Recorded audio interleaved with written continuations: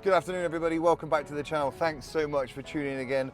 First order of business is to say a massive thank you to absolutely everybody who's been there with us from day one, because the other week we reached 1,000 subscribers, so that's absolutely blown me away. I'm over the moon to be able to say that, so I really do appreciate it. Thank you to everybody for their ongoing support. Thank you to anybody that's watched the videos, liked and commented.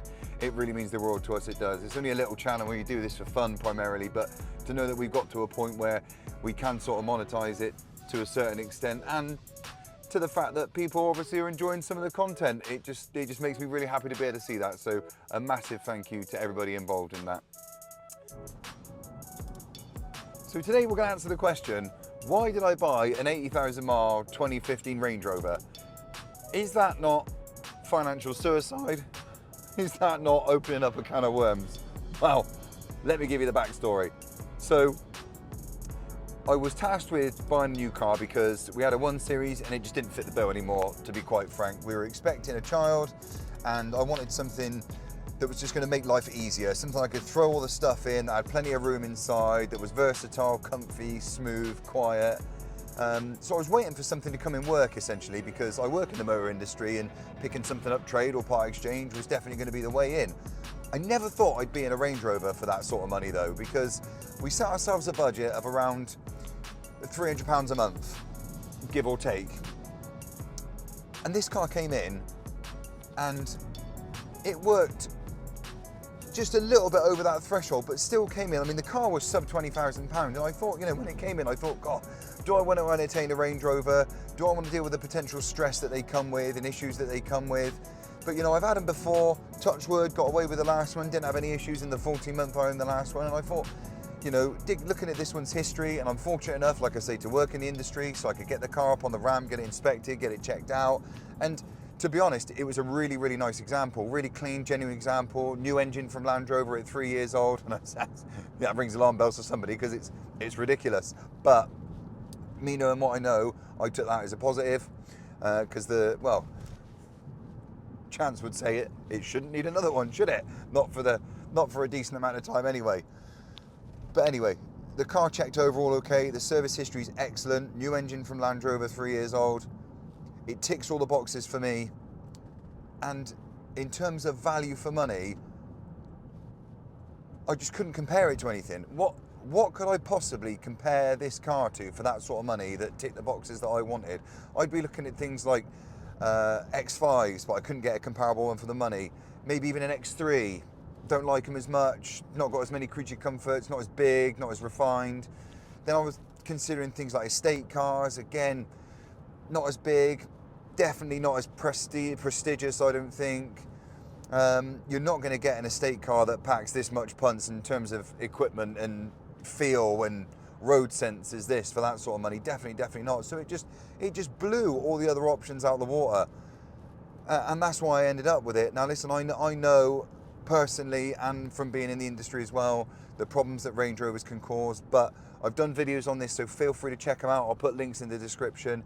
If you arm yourself with a good warranty, you're definitely ahead of the game already. Don't get me wrong, they can still cost you money in terms of maintenance and things like that, but I know that, and any car I buy is going to cost me money in terms of maintenance and things like that, and the things that aren't maintenance related should be covered by the warranty, right?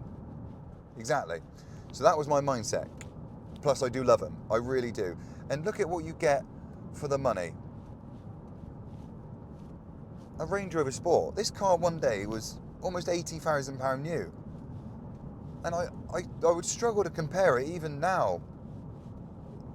You get the Land Rover branding, you get a 3-litre V6 turbo diesel engine, you get a big, comfy SUV that's go anywhere, anywhen, all sorts of weather, doesn't matter.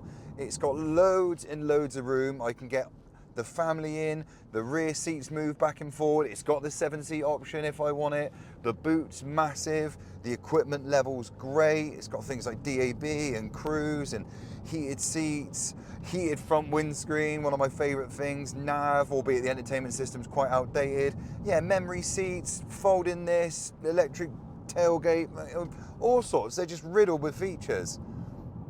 Not only that, but I do like an SUV. I do definitely like to be upright, and as far as I'm concerned, in the SUV world, There's nothing quite like a Range Rover when it's on point, so that was a massive selling point for me. And to think that you can pick up a car that was almost £80,000 new, 7.5 years old, done 80,000 miles for less than a quarter of that money. It was less than £20,000, this car. I defy anybody to find a better value for money car.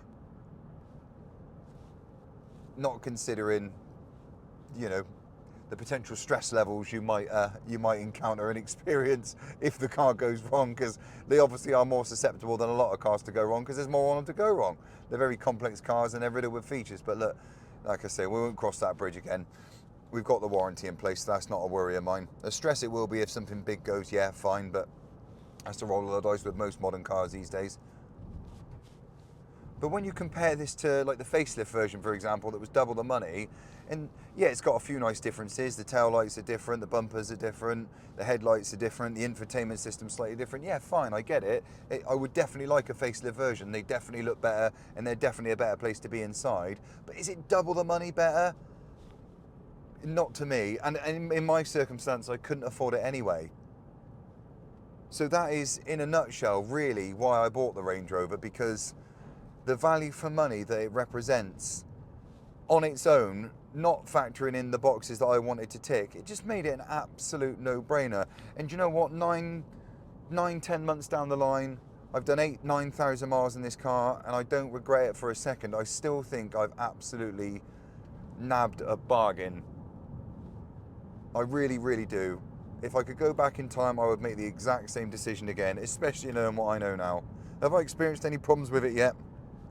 Only minor ones. Nothing related to the drivetrain, the engine, or anything like that. Nothing that affects me day to day. Just a few things around the sort of creature comfort side of things, but listen, we'll put them right in due course. But that, in a nutshell, is why I bought the Range Rover. I don't want to drag the video out. We've done videos on ownership costs, depreciation, my 6 months owner review. We've done all that sort of stuff, so I don't want to go over that already, but I just wanted to sort of talk about why I actually came to the decision to buy the Range Rover in the first place. So if you're out there and you're looking for, you know, you've got a criteria that was similar to mine, or you're just looking for what's the best value for money vehicle out there for sort of sub 20 grand now. I mean, these are even less than that now. If I was to sell this today, it would still be less than 20 grand, obviously, definitely, even though I picked it up for sort of trade money. So, you know, if you're in that position, then, you know, I certainly invite you to consider the Range Rover, definitely. You will have to, I would recommend that you watch the other videos as well, just to give yourselves sort of an industry insight into what owning a Range Rover might actually be like for you, and what experiences and stresses you might encounter. That's something that you've got to consider, definitely.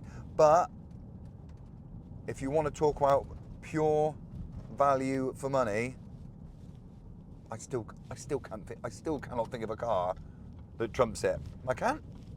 Maybe you can tell me in the comments, definitely. But I think, listen, we'll leave it for there. That's all I wanted to do the video on, really. I want to say thanks to everybody again for getting us up and past the 1,000 subscriber threshold. Thank you so much. Thank you if you've tuned in to watch this video. Please like the video, it massively helps the channel out. Do leave your comments, positive or negative. Just keep it clean, I don't mind either way. And subscribe. Let's keep going. Thanks so much again, you guys, and I look forward to seeing you in the next video.